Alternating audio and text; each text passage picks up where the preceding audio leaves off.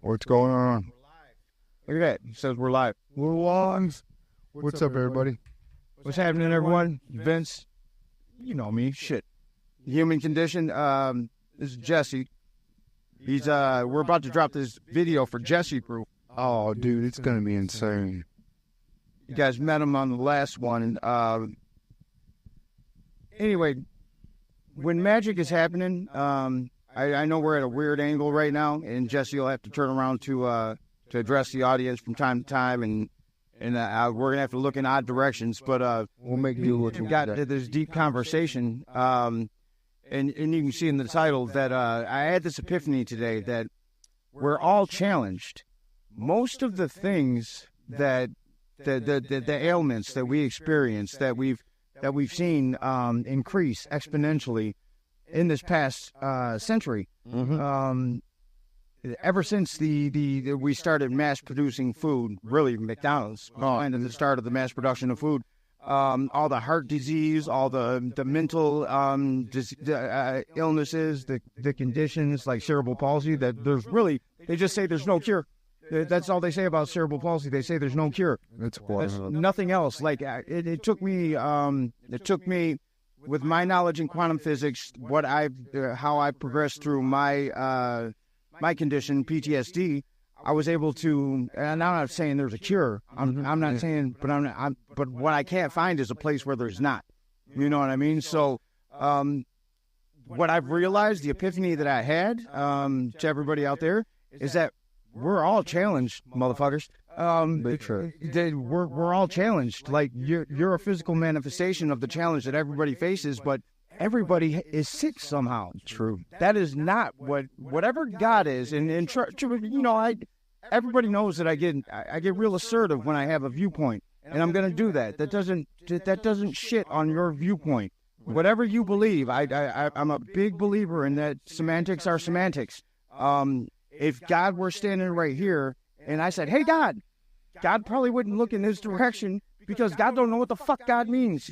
God doesn't have, whatever God is, doesn't have a name. We named that. We defined God so that we could better understand it and communicate it to people. But that doesn't mean that we absolutely know what God is. We don't. So when I have my opinions and viewpoints on God, on government, on this and that, that doesn't mean your viewpoint is shit. It just means that I'm real passionate about what I'm talking about, but I'm always open to new ideas. So anyway, the epiphany that I had was that we're all fucking challenged. And we've been put into this place to where we need this system of, not cures, rather, but symptom, this medical system of symptom pacifiers, basically, that it doesn't cure anything, but it keeps us sick and going to the doctor and paying 6,000% profit margins on medicine. And if we don't have insurance, then well, you can stand out there in the waiting room and die, that kind of shit. So anyway, your challenge, and Jesse is a person who has cerebral palsy. So if you see him out there on the street, before I got here, looking at you from a distance, I would have thought, I need to baby talk him. Let me go help him. I mean, he's struggling. He's hurting. Like, just my perception of what he might be going through, just trying to move, because it is a limitation for him, is not the truth of what's happening. What is your relationship to the world around you, Jesse? Like, and I know that the challenge that we see from our perspective is not... You talk. To me, having the challenge that I have, I feel like it's a blessing from God, because, like, a lot of people look at me and they're like, they feel bad because they don't know what it's like to be in the situation that I'm in. And they don't feel bad, like, it's not a bad thing because they just don't understand, you know what I'm saying? So when people come up to me and they ask me questions, and, like, I don't really feel bad about them asking me questions because they don't know. But, like, the thing that gets to me is when people tell me, like, God's gonna heal you, God's gonna do this, God's gonna do that. And to me, like, what is there to heal?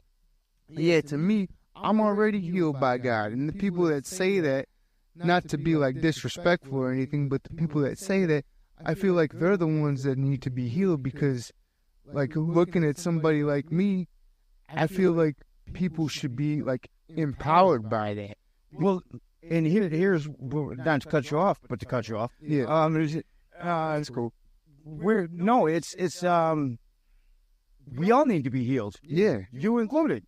We're because I don't believe that in a world that this all-knowing, all-loving, all-powerful God, whatever God is, the universe, the infinite consciousness, the divine, anything that is beautiful in the way that I've come to know it, would not have manifested conditions that prevented or that presented challenges such as yours, Right. to you or to anybody else. So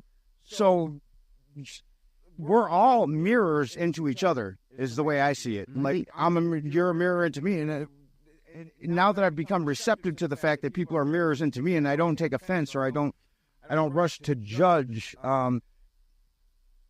Where compassion has become my primary guiding force, meaning I would sit in suffering with another, and in that seek to understand what their ailment is, rather than try to figure it out from my own worldview. What your condition is, that comes from asking you questions. Yeah. So what you just said is extremely valuable,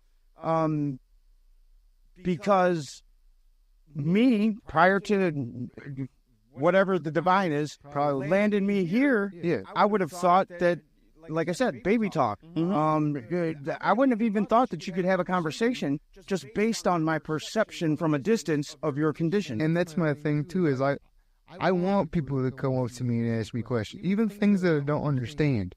Like, cause the thing that I understand is my brain sends a message to my legs, and that's really all I understand. Yeah. But to me, like if you come up to me and you have a conversation and you want to talk about how I feel, go ahead and address people when you tell them things. and you want to talk about how I feel about things, you know what I'm saying? Like, don't be afraid to come up to somebody like me and ask a question.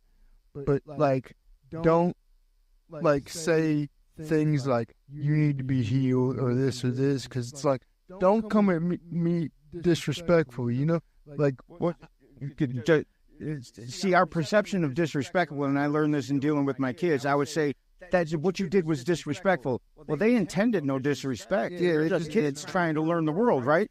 So what your perception of disrespectful is another condition that's been forced on us by this world that called things normal, right? That's true. You know what I mean? Yeah. Like there's this machine that keeps feeding us this idea of normal. And then in social media now, what it does is it feeds you dopamine hits every 2 minutes. It says, you're not good enough for this reason, whatever your ailment is, whatever PTSD, bipolar, depression, anxiety, which everybody has. You know what I mean? It says and then it says, you're not good enough for this reason. Then 2 minutes later, but you can be if you buy this. If you buy this, if you buy this, look at all these people. If you do this, you know what I mean? You ever see those commercials that are like, that say, you could take this, but you got side effects of this. Like, you might want to kill yourself after. Yeah, the side effect could kill you. It's like, dude, why would I want to take that if something that I'm already going through has the possibility where it could kill me? I already want to kill myself, motherfucker. They're telling me take this to kill that condition, and I might want to kill myself more. That's just the funniest thing to me. But it's also like you got to look at it like this. We all have a certain type of challenge. So when you come up to somebody and it's a visible challenge, the only thing you got to think is we all relate to each other on some type of way because we all have a challenge. That's why I tell people, don't be afraid to come up to me and ask me questions, because I will be honored to answer them. If you have questions, I'd be honored to answer them, even if I don't know. But like, I want people to understand that it's okay to come up to somebody and ask them questions. Don't be afraid to ask a question, because that's how we're all going to grow. If somebody comes up to me and asks me a question, or I go up to somebody else and I ask them a question, if we don't understand, that's how we're going to grow. That's how we're going to understand things, is by asking questions. There's never a wrong question, just a wrong answer to a question. Well, and there's So what we need to learn to do as people is seek to understand. And that's, ever since I've been here with you and your dad, that's something that was forced upon me. And I'm also receptive to that because that's what I do now. Like getting through my own PTSD and standing on the other side of it and being able to look out at myself even objectively and say, you're not your condition. I was put into this house at the proper time because now I can look at things that your dad's going through, things that you're going through. I don't have to take them personally. Yeah. Things that I'm going through, I don't have to take them personally, even myself. And I can say, I can step outside of myself and I can say, I can look objectively at the world around it and say, well, this applies here, this applies here, this applies here. And the one thing I can always get back to is there's one culprit, there's one purveyor of the suffering that we all endure in our daily lives, no matter what the challenge is.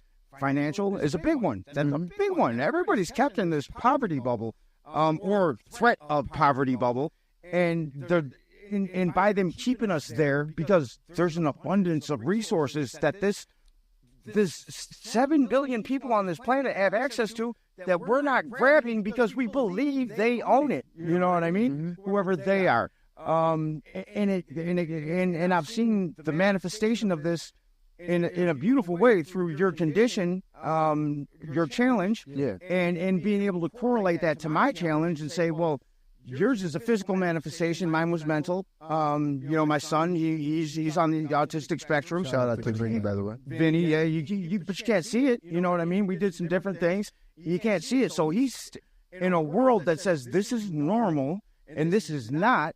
He's going to have to deal with some kind of suffering because there's a bunch of there's a base out there that calls something normal and everything else not, and then makes you feel guilty or shameful because you have to deal with it. The one thing I always ask people is, because I always ask them, what is normal? Like, what is people's perception of normal?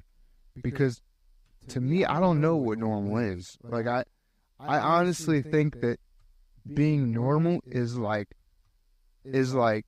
weird, because I don't know about you, but I love to be different. Like, I love to be different. I love when people like see me, and then like when I get on stages and stuff, dude, it's like when people see me, He gets on stages, you don't know he walks on sticks. dude, and when people see me or they listen to my music, like, people don't know that. And that's the one thing that I like about there's a lot of things I like about having the challenge I have, because I feel like it's a blessing, but that's one thing that I like about making music and doing what I do, because when people see me, they think my lyrics are so good, and the first time they see me, they see the sticks. That's the first thing people see when they see me is the sticks. And then they hear me rap, and they're like, "Oh my God, I didn't know you could do that." Right. So, like, you really stepped it up a notch when that Jim, Whack Jim, fucked your dad and you over. Oh, yeah. Stole his partnership and stole your money. Oh, yeah. And then it just so happened that I was dealing with the same thing with these assholes at URDS. I will say the name. Fuck you. Mm-hmm. When they stole my shit, and then I said, no, that's what's happening to you right now. I think I can help. And then I heard you do that diss track. Go check it out. Ready? We're ready, and you put them in their place, and I was like, oh, somebody just stepped out of their shell, but it doesn't look like, from my perception, how, you know what I mean? And that's my perception only. But luckily, I'm in a place where I'm loving to have my perception shattered, so that I can look at things like this and take them for what they are, and realize we're so alike, all of us. We have our unique things, but we're so fucking alike. Mm-hmm. Yet we fight over these little things that this base that feeds us information wants us to fight over to keep us separate. And the fact that, like, ever since, like, you've been here, I've been having, like, I've always had a deep connection with God or whatever. You know what I'm saying? Like, I've always had that deep connection. But ever since, like, you've been here, I'm starting to understand things more. Like, I'm starting to understand more about myself, because we get into these deep conversations. Like, me and Vinny will be talking for, like, 5 hours, just talking randomly. And we'll be like, things will just hit me different. When he speaks, you gotta listen. That's the thing with me. When people speak to me, it's like I just listen to what they say. Because that's one of the benefits, right, of having your five senses encumbered. The prison of the five senses is encumbered because now you listen more intently than most. Dude, I'm telling you, it's crazy because, like, there's a saying that you can hear. We got 2 ears and 1 mouth for a reason, so we can do twice as much listening as we do talking. I never heard that, but I like it.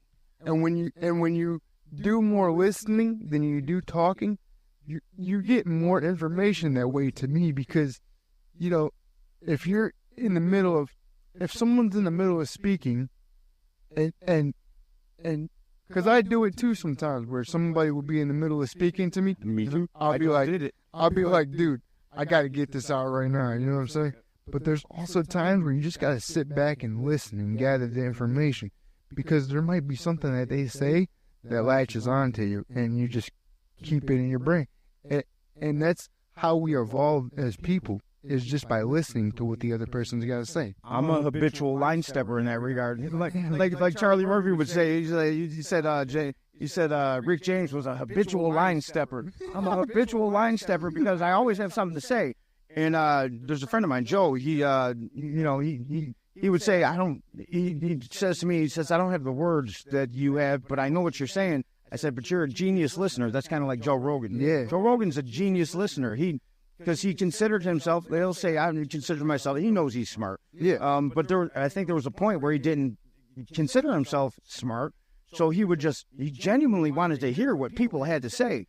And so I learned a lot from watching his podcast, and that's why we do this long-form thing here at The Human Condition, is because there's so much value in being able to flesh out what people don't get in a 2-minute conversation where they're just taking snippets and trying to sell you something. We're not trying to sell anything. We're just trying to have conversation. Yeah. And that's my thing, too. It's like, when I first heard Stevie Wonder on the keys and the microphone. Stevie Wonder's a hack. He's wonderful. I love that man. That's the kind of shit you say that's going to get people.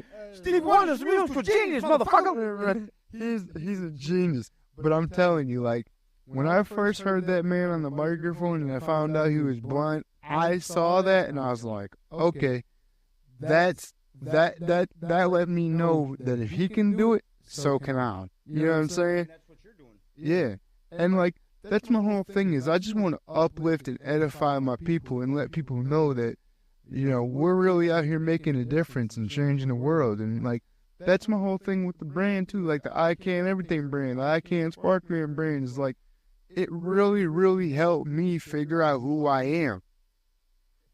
am.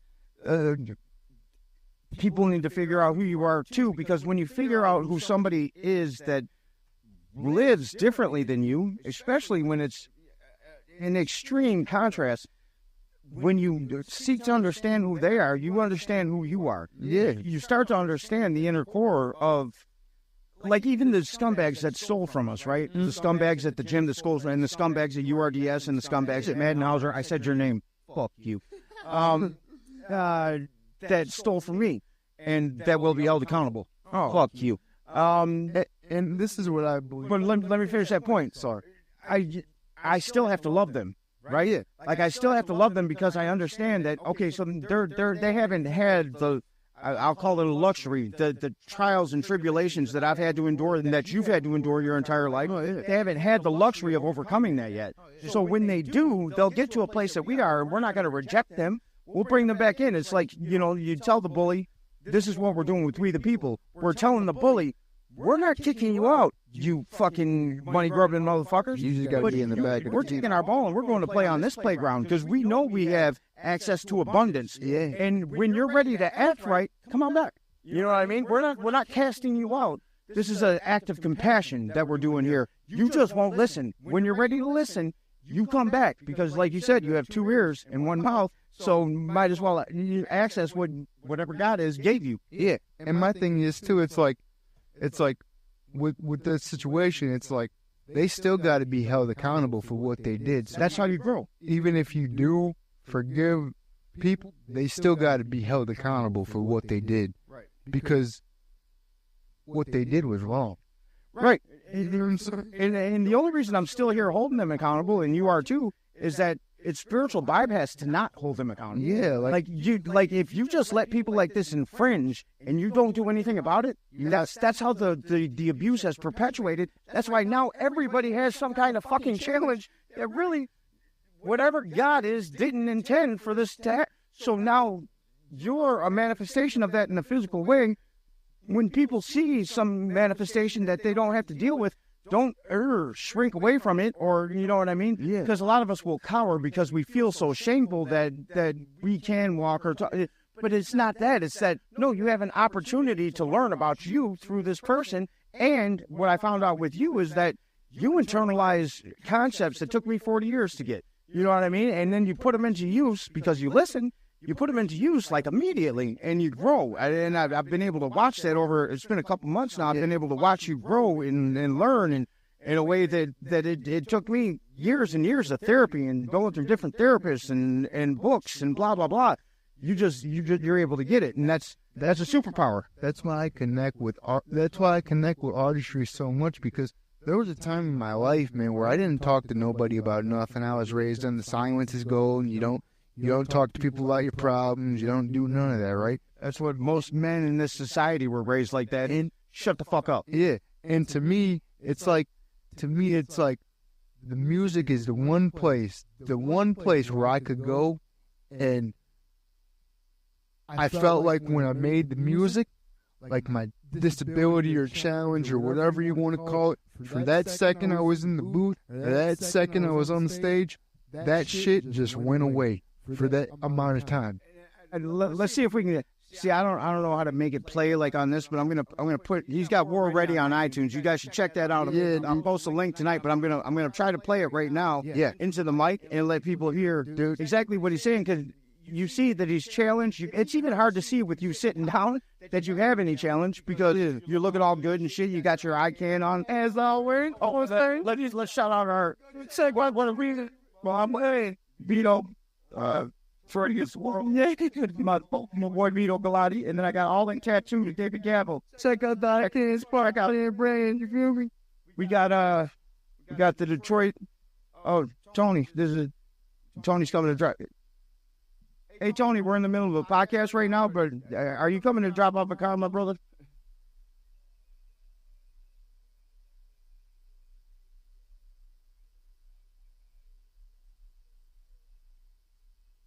I'll have to call you back after this podcast, but okay, all right. Short intermission there, people. Yeah, no, that was because we're talking about God and divine intervention. Yeah, like that's where the car's coming from. You know what I mean? Hell yes, man. So let me try to get War Ready up here, and hopefully it plays into the mic. But I just want you to hear like the contrast and what. So if you see Jesse out there walking with sticks, or anybody like him, there's no way in a million years you're thinking what you're about to hear, and then you'll hear more crisp later when I post the link. And dude, let me tell you, the music is really how I take my pain and turn it into my power. Because for a minute, it was hard for me, man. Because it's like, you know what I'm saying? But go ahead and address them, and I'm gonna find more ready. And okay, so me and my dad, we went through this situation with these people. By the way, whack Jim, you're whack. Yep. Nobody go there. But we went through this situation with these people, man, and like... Well, don't take that back. Take that back. Say, you can go there if you want, but here's what happened to me. You can, but... Here's what happened to me. So their daughter took my caretaker, Claudia, shout out to Claudia, and they showed this picture of my dad, right? And his eyes were all red or whatever. And then she said to Claudia, we can't believe that Gary, my dad, gets high with his retarded son. So just to provide context to what happened here, so Gary was promised a partnership, and I'm speaking on it for Gary. Gary can speak on his own, but this is going to be a legal thing because they're suing. and they filed with the EEOC, however you say that, the Equality Employment, whatever. I don't know what the anagram is, but anagram, whatever. The initials. So he filed. So this is still happening. They're probably sitting at this gym thinking that it's not happening, but no, they had to file a complaint because you have to hold people that infringe on the unalienable rights of human beings. You have to hold them accountable. You can't just let them go. If you walk away, they're going to do it to somebody else. They're going to do it worse. Luckily, Gary and Jesse are strong enough to stand in their truth, and that's when they met. When they came, they didn't. I've known Gary forever. We've been through a lot of stuff. But when they showed back up in my life, I was standing in my truth. It was actually the day, ironically enough, that I was kicking the police out of my room when they tried to kick me out of that room at what was it? Affordable Suites.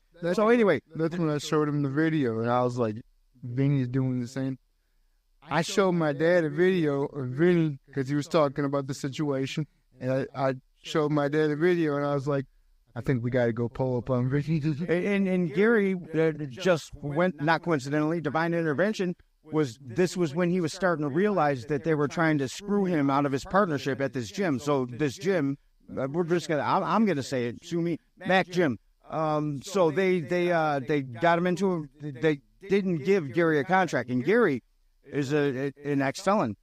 He told you that on the show. He is now what, 10 years clean, and so weed isn't fucking, when you're prescribed weed, it's a fucking medicine, bitch. So what they were trying to shame him with was the fact that Gary smoked weed on a couple occasions. He hasn't since I've been here, but it doesn't matter. Smoke it all the fuck you want. You know what I mean? Yeah. The fact that was ever illegal, that's a whole different podcast. But anyway, so they did this little thing where they had Gary take all of the employees out on New Year's Eve. And Gary didn't want to. Gary wanted to go home. He was tired. This guy works more than most people I know. Do non-stop. From the hardest. Probably morning till, like, I don't even. He kind of reminds me of Glenn. No hate, Glenn. Glenn finds hours and days that I don't know where they exist, and Glenn is out there doing things for people. Gary's like that too. He finds hours that don't exist in time and space, and he makes them work for him. So he wanted to go home, but this owner of the gym said, no, I need you to take the employees out, and can you do it on your own dime? I'll pay you back for it. Takes him out. So when he comes back to work, he starts getting weird questions. Were you high on New Year's Eve? Were you? No, I wasn't high on New Year's Eve, and he wasn't. And then he gets shown a picture. It looks like you were high. And Jerry's still living in this shame bubble too, this shame prison, because he's spent years, trying to get his life back. 10 years since he's been out of prison, just working his ass off, trying to make his life right. And then narcissists know that they can shame a person, and they can keep them in that shame prison, and they can usually win because they'll shrink back into shame. So they came and they said, first they approached Gary. Were you high? No, I wasn't high. So they had this picture. It's so fucking shoddy too. Like, it was such a sloppy scam, but it was superimposed of his eyes. And I'm like, who would take a picture like that? Because it wasn't a picture. It was something that they'd taken from a long time ago. He didn't even look like he smoked. He didn't even look like he was. Well, it wasn't even the same shirt. Like when we pulled the picture back, it wasn't even the same shirt. So Gary said, no, I wasn't. And they were trying to shame him on, you're smoking weed. This was the angle they were taking at first, kind of like the misuse of funds that the bitches at URDS were trying to take with me. So ridiculous. And when it failed, they started looking for other ways to do it. So weed was what they thought they were going to get him to sign a new contract that wound up precluding the original agreement, which was a partnership. So anyway, they had this thing of his eyes, and I'm like, that's not, nobody takes that picture. What's really going on? He says, that's not my shirt. And then his caregiver, Claudia, who's a beautiful woman, shout out to her, doesn't want any conflict whatsoever. She had bought into a training program at the gym. She gets called into, or she comes in to say Happy New Year to the daughter of the owner of this gym. This girl says, have you seen Gary smoking weed? And she shows Claudia the picture. She says, ask Gary, he'll tell you. You know what I mean? Real simply. And then when she doesn't get the answer she wants, she says, well, who is it that smokes weed with their retarded son? Yeah. And if Gary came, well, I want to tell it because I know it clearly the way, you know what I mean? Like, you can tell your perspective, but I want to make, because the way you were saying it before, I want to make sure that there's legalities. So Gary comes back to the room. Jesse doesn't even know yet that they had said that. He's like, he pulls me outside because he doesn't want to hurt Jesse's feelings. Jesse's stronger than even his dad knows. And he pulls me out in the hall and he says, this is what they said. They pulled my caregiver aside, Jesse's caregiver, and they said, hey, do you know who smokes weed with their retarded son? And I was like, what? And I was like, you got to tell Jesse, man. Jesse can handle that shit. You know, me and Jesse had only talked a couple times in, but I knew, like, you got to tell. So anyway, all of it came out, and Jesse, how did that make you feel? Because that was your extended family. Oh, dude, it made me feel terrible. Like, it made me feel like crap, honestly, because, like, bro, I thought they were my family. So, like, when that happened, I was like, really?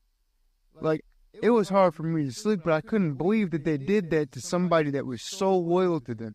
I'm telling you, they built their gym. I swear to God, my dad and me, when we were repping Whack, His dad right out of prison. yeah, when we were repping the Whack gym, we literally wore. You can address the audience. When we were repping the Whack gym, we literally wore their gear everywhere.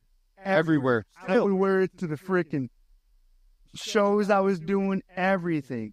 And then, like, for them to just do that shows how low they are. Well, and when you were out there repping, you built their membership from one small gym to 3 gyms. And then when the money started coming in, they wanted to get out of that contract with Gary. Yeah, and we brought our people in there and everything, like. And now they're all going over to Victory Gym. If you guys want a gym, go to Victory, because that's where Gary is now. Shout out to the Victory Gym. And they're doing big things with C.T. Fletcher, with Julius. And shout out to Extreme, because Extreme's where he's working here. Extreme, yeah. Victory is where you did the thing with C.T. Fletcher. Extreme is the gym that where it's come and get the membership, and he's building it like he did for Whack. But shout out to Keith and them, though, because he's helping me get ready for this bodybuilding show. But Extreme's where he's working at. Shout out to Extreme. Extreme is the gym. It's where's that at? Just a quick plug for your dad. It's in Macomb, right? I don't follow you. Google it. We'll give you information later. But he's at a new gym now, and he's doing it. So what he showed when he left Whack Gym, I'm just gonna call it, is that he was the brand, right? Yeah. And what they did though is they thought they were going to keep all those people. They even thought they were going to keep you in the gym. I know. You know what I mean? That's the crazy part. Like, if anybody, like, me and my dad are very close. If anybody ever thinks that I'm going to go against my dad just for a gym, you're out of your freaking mind. There's no way that I would ever do that. But these were like your best friends. Like, right, so I've studied a lot about, when I get passionate about something, I study it. So I know enough about brain function to be able to correlate most things to some assembling of my own personal experience, even though I'll never experience fully what it is to be you, or what it is to be a black man in America, or a black woman, or a woman, or, you know what I mean? I'll never know that. I'll never know what it is to be a trans person. I'll never know what it is to be a gay person. I'll never know that. But I can correlate my own experience because I seek to understand. So I know about your sensory issues. You've spent 8 years at that gym getting your routine down. He's in the gym every day. People who make excuses, he's entering a bodybuilding competition right now. He won't cheat on his diet under no circumstance. And from a distance, you would think he has every excuse he can make in the world to not, like, why? He does it. He does it because he's driven that way. So that's part of the, we're all challenged. Get in where you fit in. That's the reason for the, but, For the podcast. yeah, so when these people, he never had family outside of his extended family, and you can imagine what it's like for somebody right? You don't even have to imagine. You can say what it was like. Kids are dicks, right? Dude, it was my thing too. Like when we went there and we would support them and everything, and then they did that to us, it was hard for me to sleep. It was hard for me to do a lot of things. Like for a while, and you had to go find a new. I couldn't sleep. I had to learn to. I'm pretty good at talking, but I had to talk to new people and figure. But for a minute, it was hard for me to trust because I'm like, the people that I really trusted over there, they freaking stabbed me in the back. So it made it hard for me to talk to them because I'm thinking, man, they might do the same thing. It's hard for you to trust anyway because I know what hypervigilance is. I have PTSD. I know what it is to look over my shoulder and not be able to trust the world. I don't know from your perspective. So here's where we all relate. We relate at the level of trauma. All of the trauma mechanisms are the same. The way that those manifest, the way they manifest is different, though. The triggers are different. So when you say racism, for example, or retard, right? You say that it triggers something because there's this stigma that the world has attached to it. So you can't, once you're triggered, you go down into your you can't get into your neocortex. You're stuck in your amygdala. Your brain's trying to process, the blood flow is trying to process whether or not to go into fight or flight, survival. So you can't even get into your neocortex to have a good conversation. So when words like that are thrown around and you don't have the training, so to speak, which is what I'm proud that I've been able to do. I did it for my own self-preservation, but now I can extend it outward. When you don't have that, you don't know how to get past that mechanism into your proper, to where all your good decisions lie, which is your frontal lobe, right? Mm-hmm. So you can't even get there. And we live in a society that promulgates those words, those trigger mechanisms. So where I relate to you is in the trauma. I know what hypervigilance is. I know what it is. And I know, and now because I can relate to that, I can say you must have had it worse because people are looking at you differently all the time, and you can't take that off. Me, as a white man in America, not to get into the whole race thing, but one thing that was very profound when Lanice said in one of my groups, I can't take my black skin off. And then I thought, everyone's going to have a perception of what that is differently in the country. Right. You know, just like everyone's going to have a perception of who you are differently, and you can't take that off. You have to live with that every day. And then you got to get a little dickhead kid. No one's a dick, but you know what I mean? I'm just trying to make light of it. But people don't, because they don't understand, they judge, they fear, they separate. Right, and they create distance between us so they can feel better about themselves in the moment, and then you have to deal with the onslaught. Yeah, and then that's my thing too. When we went there, because we went there to ask questions and figure things out. Like my dad went to the gym to ask questions and figure things out, and then we went there. I know, I wrote the text, and then they called the police, and I was like, then we were driving to the studio. And I was heated about it, man. I was heated about it. You know, I'm like, we went to the studio, and my boy Marco could sense. Shout out to Marco, by the way. My boy Marco could just sense something was up. So he put on a beat, and the way that I express myself, the way that I really express myself and get things out is through music. That's why. Like, music for me is the therapy, man, because if I didn't have the music, I would have just freaking been out there trying to, like, figure it out for myself or maybe do something crazy, you know what I'm saying? That's why I'm grateful that I have music and you know what I mean? Because I do. And I'm going to try and, you know what, I'm going to play it right now, and I'm going to try to find it so I can post a link while we're playing it. This is Hood Studio isms. I don't know. Wait, this ain't. Yeah, that's War Ready right there. Hey, wait. Oh, he remixed it up. Yeah, but dope. I'm not over here with just standing the truth. That's what I do every time when I step in the booth. My name is YK, and we're ready to shoot. So you better understand that I'm coming to you. On the duck could get smacked for you quick. That's what's up. Never lag facts on the track. The time is up. Back. Full of handicapped killers and you backing it up. Set it up. My team of kings keep the temperature right for all types of things. We're champions, all types of reads. Just step it up or we could fight in the ring. Hand-to-hand combat, the bell go ring. I carry 2 weapons. Then, war ready and the aim is steady. I have you like Eminem, puking monster gay. And this vibe is heavy, like the crown on my head, all I see is red. I got it from my pops and you heard what he said. Spark man, got heart man, and we staying on tech. Better stay with friends, cause enemies sink 6 feet. The end, don't care what you think, I just repeat again. Cause enemies sink 6 feet. The end, so get in the stall, let it safe going in.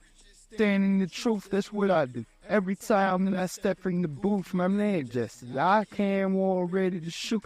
So you better understand if I'm coming for you. Fuck Mega Jim, cause they whack this shit. Without pops, they can't handle shit. And the man with it, not even with sticks, can't stand in this shit. I can be the man with it. 6 years and we put our stamp on it. Now we like, nah, you ain't a fan of it. So now we like rubber coupon damages. We've been putting you on too long for nothing. And this retard will go hard for nothing. To God front and send you in the past to be up to something. Sheesh, I'm a dog off the leash. The bite bigger than the bar dog, I'm a beast. You acting like we the ones high in the street. But ain't you the one on some boxing and speed, adding it up.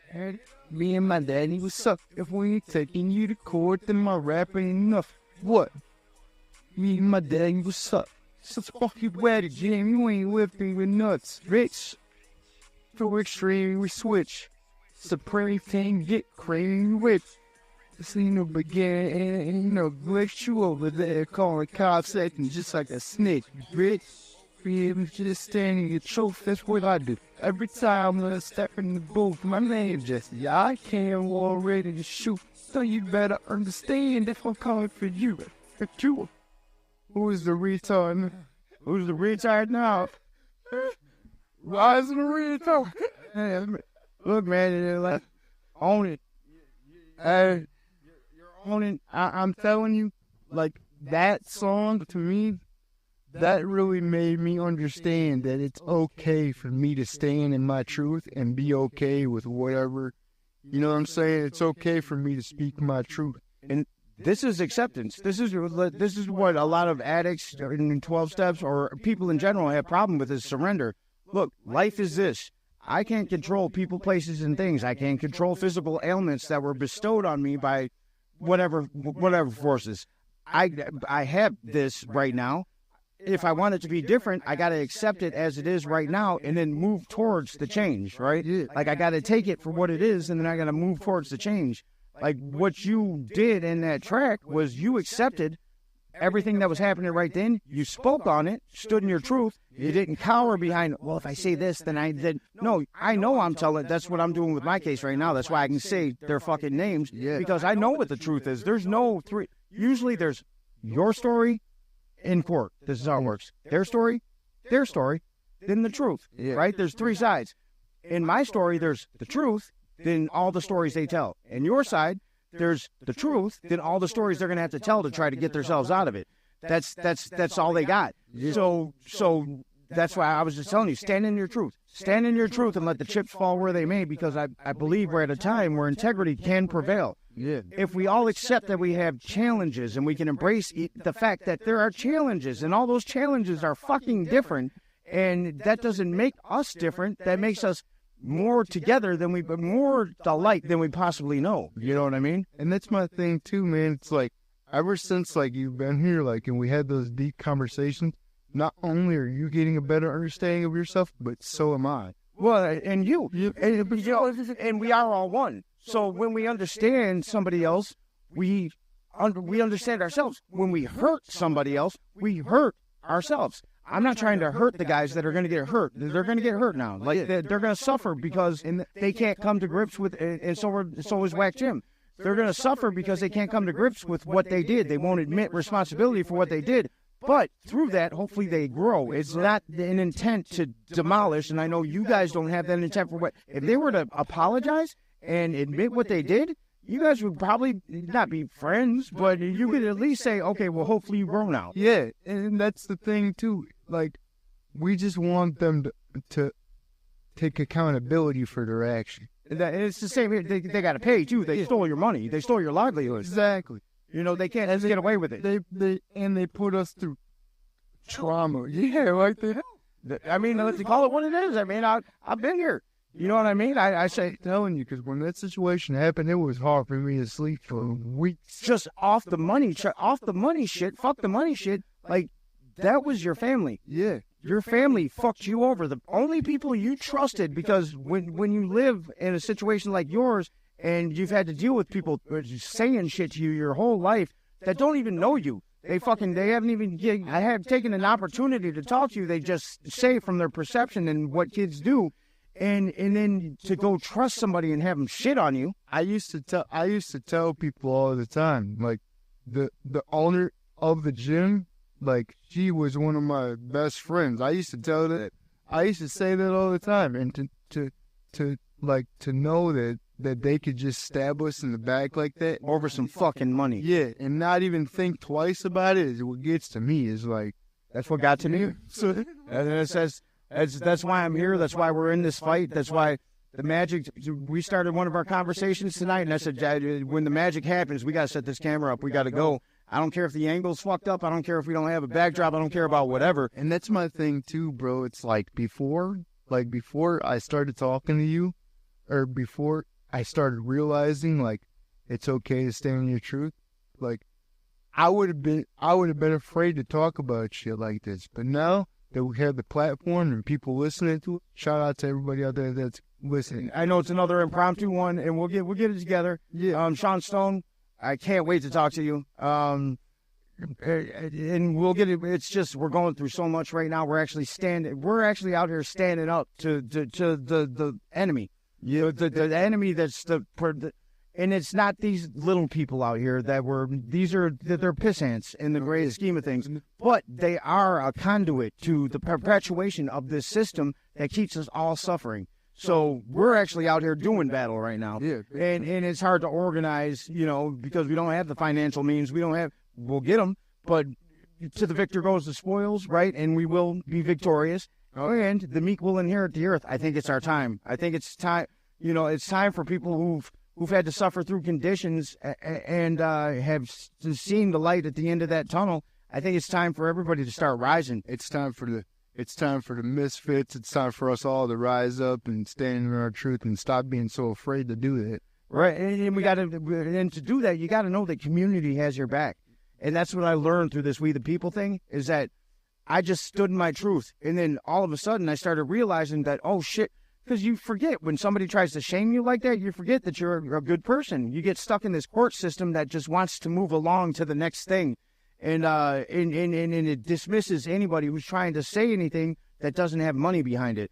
So you start wondering, did I do something? You know what I mean? And you start doubting yourself.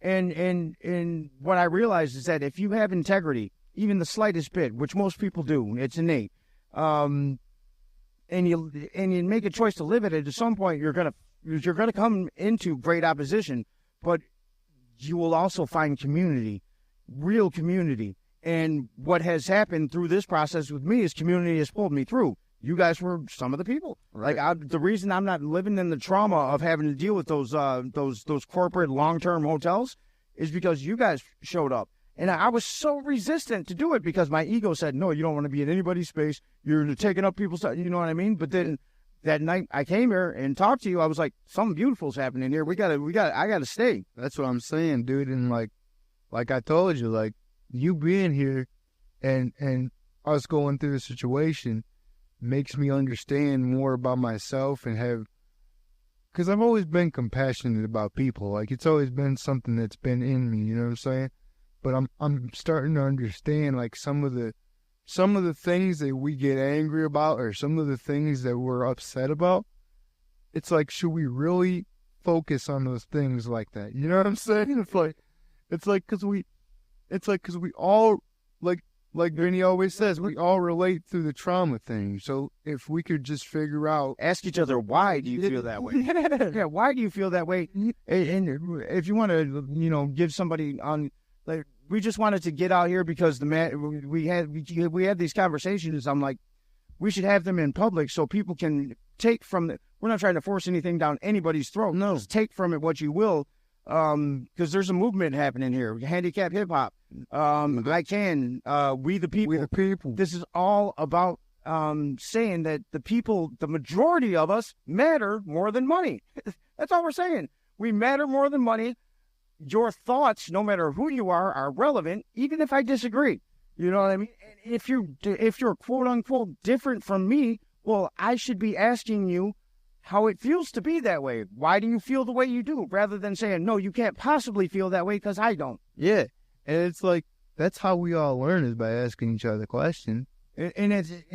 So hopefully this is a conduit for anybody who's watching. I know it was we're going to push these episodes. We will. We're getting all of our ducks in a row right now, and we're going to start getting organized. But you want to give everyone an outro? I'm not gonna let you hear Jesse Proof. Jesse Proof is coming. We're dropping the video for that. It's fucking hilarious. Oh, it's gonna be great. It's him making fun of his condition. You know what I mean? Like, shout out to Dave Chappelle, by the way, man. Dave Chappelle is coming. It's coming. It's on the way. Show you how you make fun. Right? It's good. It's on the way, man. I'm telling you, it's on the way. Dave Chappelle opened the fucking doors in a big way, and he doesn't even know what's coming yet. So shout out to him, man. And if y'all haven't seen his special, check out The Dreamer. Check out The Dreamer. That's just fucking hilarious. It's working out. But Jesse, Jesse Proof is him making light of his own condition. He knows what's going on in his life. You know what I mean? It ain't no secret to him. Yeah, and that's my thing too. I want people to know, like, it's okay for you to laugh at yourself. Like, you know what I'm saying? Like, it's to tell people that. We'll let that be our closer. It's okay. Yeah, Dave Chappelle, shout out to you. It's okay for you to look at yourself and be different, but it's also that you tell them directly that they need to hear it from you. It's okay for you to look at yourself and be different, but it's also okay for you to laugh at yourself and understand that what you got is a gift. And you speak to the kids who might have similar condition. And I want you guys to know, the ones that, are like me or different, I want you to know that we're really going to change the world out here. We're making a big difference. So if you guys want to be part of the movement, if you're not already, hit me up, man. Information's forthcoming. This is the Human Condition. It says I Can. I'm Jesse I Can on Facebook. Instagram is If I Can. If you guys want to link up with me, man, and tell me Spotify, be part of the movement with us, check me out.